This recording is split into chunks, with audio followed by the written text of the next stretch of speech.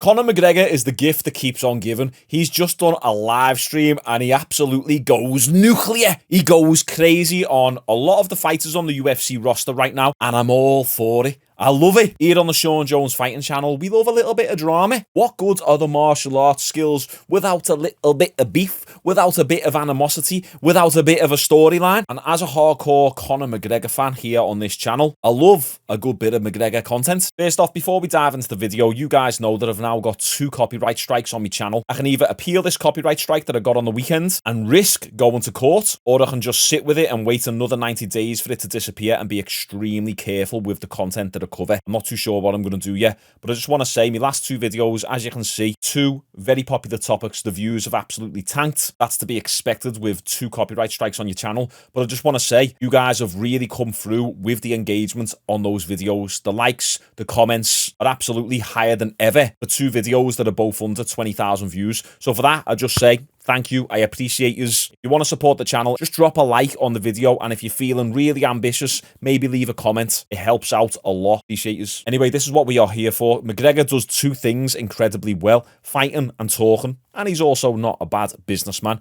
But McGregor goes for the necks of many popular UFC fighters. He doesn't hold any punches. And I'll be honest, I like it. And to be more specific, he talks about Khabib. He addresses the Sean O'Malley beef. He defends Jon Jones. He talks about Andrew Tate. He absolutely destroys Kamaru Usman, kills off Ilia Topuria, and even goes for Leon Edwards. Let's dive into it. Thoughts on Volkanovski, you know, no thoughts as well. F him too.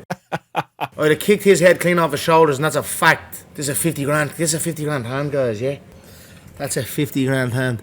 Oh yeah, and also in between McGregor dissing UFC fighters, he just casually loses 50 grand. What about Islam and Khabib? If you KO Islam for the lightweight strap, Khabib will come back. Khabib owes his bollocks to the Russian government. That's typical rat behaviour. Scurrying rat. Fight for Legacy, 2 main events or something he has in the UFC, and he owes his bollocks to the Russian government.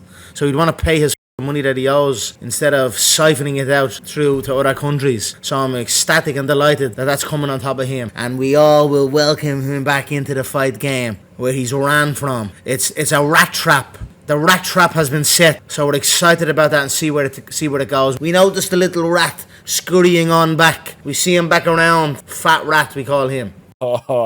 I love it. I honestly love it. Seems like McGregor is thinking that Khabib is going to have to come back to the fight game at some point because he owes a lot of money to the Russian government. And I honestly don't know how much truth there is to that. That's probably McGregor just building this own narrative in his mind, putting pieces of the wrong puzzle together and trying to make information fit. But it's just funny hearing McGregor talk about Khabib the way he does. A lot of people say that he's still bitter about losing to Khabib. And yeah, of course he would be. Most fighters can't get over the losses that they have. It eats away at them. It hurts your ego. All of these fighters in the UFC, they all think that they're the best in the world. The moment that they lose to someone, it can completely knock your confidence. I still think about that one time in kickboxing when some lad absolutely cracked me with a left hook. I lose sleep over it. I didn't keep my right hand up. It was my own fault. I didn't get knocked out or anything, but I lose sleep over that. Just getting hit hard, let alone losing a fight in front of tens of millions of people when you think you're the best. So yeah, that loss does eat away at McGregor, and there was a lot of bad blood there, so can you expect him to act in any other way than this? Right now, he addresses the Sean O'Malley beef. If you remember a few weeks ago when Ryan Garcia popped for Ostarine, he had 2 positive steroid tests. Conor McGregor went on a rant about Ryan Garcia and threw Sean O'Malley in the mix. And Sean O'Malley's always looked up to McGregor and has been very public with that opinion. Well, McGregor addresses this. O'Malley looked up to you. Why disrespect? You know, I like Sean O'Malley. I do actually like Sean. And I just seen the disrespect of what's his name, Garcia, coming in overweight, you know, real lackadaisy with it, multiple pounds overweight at that. And then, you know, you see the testing positive on performance enhancing drugs. It just reminded me of a situation with Sean, and he kind of got caught in the crosshairs. He also said something like he'd beat me, not in his wildest dreams. So, but I do like Sean, to be honest with you. I had spoken to Sean at a football stadium. I think it was in California. I bumped into him at a football stadium. You know, he was being influenced by this influencer boxing approach where it's pick and choose your matches and be very careful who you match. He was saying he wouldn't fight. He wouldn't fight people above his category. And I went and seen him as he was in this mode. And I had said to him, are you the best? Are you the world champion? Because if you're the world champion, who cares who it's against? You should go until you are the champion. Fight everyone and anyone at any given moment. That's what I done. And then since then, he went and fought Peter Yan. He went and fought Chito Vera. He went and fought some great competitors. Aljamain Sterling. And, you know, he done it and he showed it. So I was happy with that. And, you know, it is what it is. And what Conor McGregor's referring to there is Sean O'Malley has always said, especially at the start of his career, like his first 10 fights, that he doesn't want to fight outside of his bracket because he believes he's worth so much more. So I believe what Sean O'Malley done was his first 10 fights in the UFC, he stuck to lower level competition, fought out all of those fights, and then by the time it came to him renewing his contract, he'd already built up a good portfolio of wins and finishes, so he was able to command a higher rate and a higher salary for his next contract. So I think it was a pretty smart approach, but I get what McGregor's saying. If you believe you're the best in the world, fight everyone and anyone and become the world champion, because that money will come back to you in droves anyway. Now, I find this interesting what Conor McGregor says here. Does he expose his own PED, performance-enhancing drug use? Listen carefully to what he says and how he says it. It is what it is. Whatever. You can't be cheating and using performance-enhancing drugs in competition. You can't be cheating and using performance-enhancing drugs in competition. He had a slight pause, then said, in competition. We know that McGregor has always been anti-steroids. However, it seems like he's somewhat changed his tune. I feel like the previous, younger, former McGregor that was on the come-up would have just said, you cannot be using steroids flat. And that was it. End of, point made. Now he adds the little caveat of, you can't be using steroids in competition. Is that what he done? He was always a clean fighter when he was in the USADA testing pool. Then he snapped his leg or whatever, his ankle. He came out of the USADA testing pool, got on the gear to accelerate the recovery, which is why he looks so big in the Roadhouse movie. And then he got it all out of his system. And now he's back in the USADA pool and he's a clean athlete again. I just found the wording of that sentence particularly interesting. You guys let me know your thoughts below. And you can't be cheating and using performance-enhancing drugs in competition. The way you put the emphasis on in competition. And then missing weight on top of it. I was just a bit infuriated, to be honest, and a bit disgusted, because it's not a game to play with. There's people's lives on the line. They're the two lads, O'Malley and Garcia, and it is what it is. And, you know, O'Malley, he has been good, he has been nice to me, and I know I motivated him to probably take up this career, as I've done to many people. We'll figure it out. We'll take off the gloves and fight, bitch, and we'll figure it out, yeah? And we'll see then what's what. Okay, so I was starting to think that this was McGregor's way of apologising. Then at the end, he said, we'll take the gloves off and fight, bitch. That's now the slogan for the Bare Knuckle Fighting Championship, which McGregor is now a co-owner in. Does that mean he's challenging O'Malley to a bare knuckle fight? I think that's the closest to an apology that Sean O'Malley is going to get. If I was Sean, I'd take that and be happy. Now here, McGregor addresses the Jon Jones ducking Tom Aspinall narrative, and he almost throws shade at Tom Aspinall. Listen. Thoughts on Jones avoiding Aspinall? Who the know what he was about to say, don't you? He was about to say, who the fudge is Tom Aspinall? We got to remember that Conor McGregor and Jon Jones are boys, very pally with each other, and they both support each other. Jon Jones tweeted something a few weeks back about McGregor saying, that's my boy, or that's my brother, about McGregor. And McGregor always defends Jones, so let's continue. You know, I disagree with that. I think the Jones-Stipe fight is huge. Excited to see it.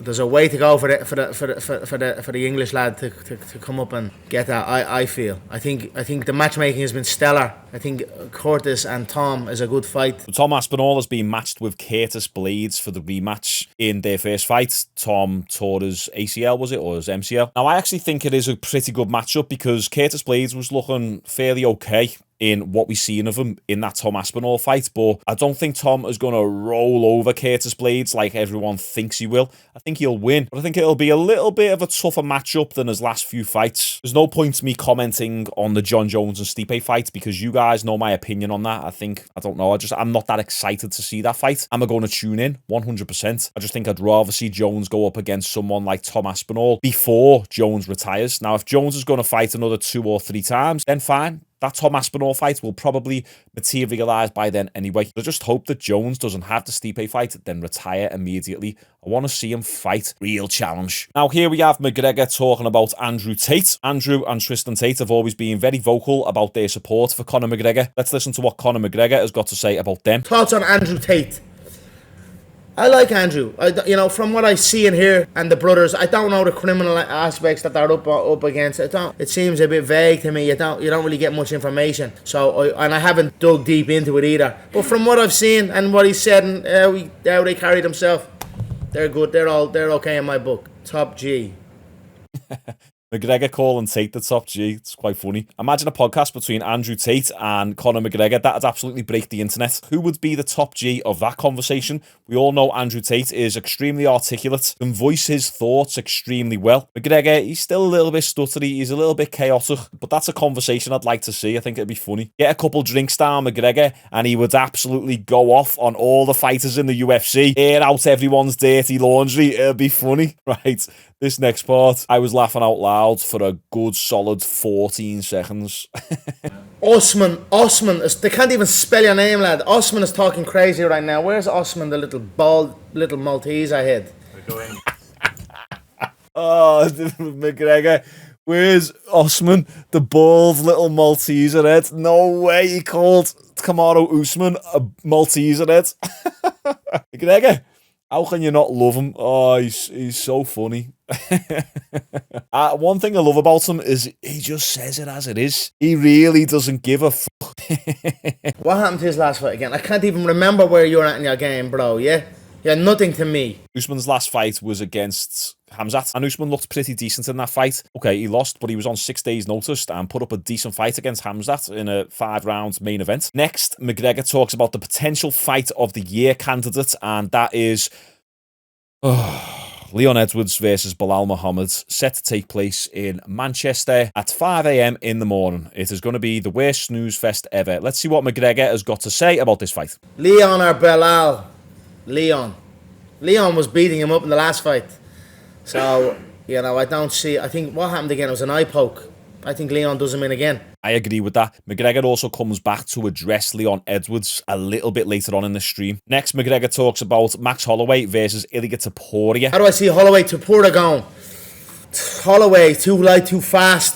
I think Holloway picks him apart. I agree with that. I'm not even that bothered about seeing that fight either. I'd rather see Holloway stay at lightweight, especially after that Justin Gaethje performance. If they fight, why? Holloway has done it. He has that featherweight title. He's had it for a long time. He's now the BMF. I think Topuria for me is a non-champion in my opinion. He might have a strap, but it's a meaningless strap in my opinion as he holds it. I don't see any attraction to it. So what's he? Is he Georgian? Or is he Spanish or what's he? So I don't even know what he is. I don't get the buzz with him. There is no buzz with him. He needs to keep fighting. Topuria needs to keep fighting. He's talking. I'll tell you why I said what I said about him, because he's talking about what was he saying? He's going to be the highest paid athlete in 2025. It's 2024. The 2025 highest paid athlete list begins right now. The list came out only recent, so that means they're gonna have to rake in about 200-300 million. So don't be silly, lad. Don't be silly. What's the chances of Ilia Topuria doing 200-300 million over the next 12 months? Extremely low, because he is not yet a draw. Topuria needs a good solid 5 more vicious KOs before people start really gravitating towards him and buying the pay-per-views and wanting to see him fight the best of the best. Thing is, with the UFC these days and the internet in general, is you can see knockouts galore. It's not like how it used to be back in the day where there was a total of 30 to 50 fighters. Now there's about 300 to 500 fighters on the UFC roster. It might even be more. So knockouts are a dime a dozen these days. So if you really truly want to make an impact, sell big pay-per-view numbers, become worldwide superstar famous, kind of like your McGregors of the world, then you need a lot more knockouts and finishes these days than you did 10 years ago. I found this bit funny as well, because McGregor also takes shots at his former teammate and former best mate, if you like. So it just reminded me of Artem Lobov, just a stupid little fool, talking billions from a banger of a car. Thinks he knows it all. He's only a little baldy fool. McGregor and Artem Lobov used to be mates, but then apparently Artem Lobov gave McGregor the idea for proper 12 whiskey. I think it was the proper 12 whiskey at least. And then McGregor's absolutely smashed it with the proper 12. And I think McGregor offered to give Artem like £1 million or $1 million, something like that. And Artem turned it down and said that he's going to sue McGregor and he wants a part of the company or something like that. So McGregor felt a little bit stabbed in the back. He was sorting his mate out. He was giving his mate £1 million. And here's the thing, even though Artem gave McGregor the idea for proper 12, McGregor doesn't owe Artem anything. I've give my mates ideas for business models, then they've went on and smashed it. Should I now have a cut in their business? Of course not. And if Artem wouldn't have burned that bridge and just would have taken the £1 million, stayed friends with McGregor, there would have been plenty of more opportunities further down the line. If your best mate is a multi-millionaire, then simply just by being around that person, you're going to have more opportunities come your way than if you burn the bridge like Artem did. That's my little business advice for you. McGregor gives Israel Adesanya and Dricus du Plessis some props. Are you excited for Izzy return for DDP? Dricus du Plessis versus Izzy. What a fight that will be for Africa, for South Africa. And what a great fight. Close fight. Izzy is technically brilliant. Du Plessis is strong and tough. And it's going to be a great fight. And I'm excited for it. I hope it gets made. And I wish them both well. I like both versions of McGregor. The respectable McGregor, who gives props to other fighters, and then also the absolutely disrespectful McGregor, who just goes in and rips people a new arsehole. McGregor defends Colby Covington here. Thoughts on Colby Covington, giving you respect. Fair play. Colby's alright. Colby's a good fighter. He's tough. He's got good skills. You know, you see him prior to when he kind of went for it and tried to get himself out there. So I've no ill wishes against Colby. Gives Colby a little bit of props, but then it's kind of funny and hypocritical because he goes in on Leon Edwards for getting too many decisions, despite Colby also getting too many decisions. Who's he fighting now? Who did he fight last? Colby. He fought Leon last, and what was a decision? You can't be. There's too many decisions going on now with that Leon fella. Leon Edwards loves a decision, and then he's fighting another he's not fighting another decision guy, your man Bilal. So not great times in the welterweight title picture. 200 buyers, probably not even 150,000 buyers. If it's even a pay-per-view, it's probably not even a pay-per-view. Sorry to say, McGregor, but it is in fact a pay-per-view. UFC 304, Leon Edwards versus Bilal Muhammad at Manchester, England. Going to be an absolute stinker. I am looking forward more so to the Tom Aspinall versus Curtis Blades fight on that card. We've also got Bobby Green versus Paddy Pimblett. I'm looking forward to that fight. Can't wait to do my breakdown videos on these fights, actually. Make sure you subscribe. Daily uploads, MMA, boxing, fighting, everything else in between. Now McGregor talks about the Russians and loads of Khabib's teammates getting caught taking steroids. Thoughts on so many of Khabib's camp caught cheating, you know. It's disgusting. And that's the truth. What was the latest one? The cousin, or Usman Nurmagomedov, was caught on steroids just recent. So that's, you know, Islam Makhachev was on steroids. They're all juiced out of their head, so fuck them all. I'm ecstatic that the Russian government is closing in on them. Get them. They're fake. I wouldn't be surprised if you see them not hurry to go home. So there you go, absolute disrespectful McGregor in full effect on this live stream. I want to see McGregor do more of these, and it goes to show that he's always got his ear to the fight game because he was able to answer all these questions pretty confidently. For the most part, he knows what's going on. A lot of fighters don't actually follow the UFC despite the fact that they fight within it, but I love stuff like this. I agree with 90% of the stuff that McGregor's saying here. He's still got a little bit of that stutter going on. It's not really a stutter, but he talk like that a little bit. But I've noticed since he's been back in fight camp, he's been drinking less. So I think McGregor's dialed in. He looks like he's trimmed up significantly too. I think he's going to be ready for this fight against Michael Chandler in July or end of June. What do you guys think? Do you agree or disagree with anything that McGregor said? Comment your thoughts down below. Make sure you like this video. Help me get through this copyright strike. The second one, that is. And I'm also uploading my videos elsewhere. I won't say where in particular, just in case. But if you want to subscribe to me on that platform, check the links in the description. Appreciate you all tuning in. See you tomorrow.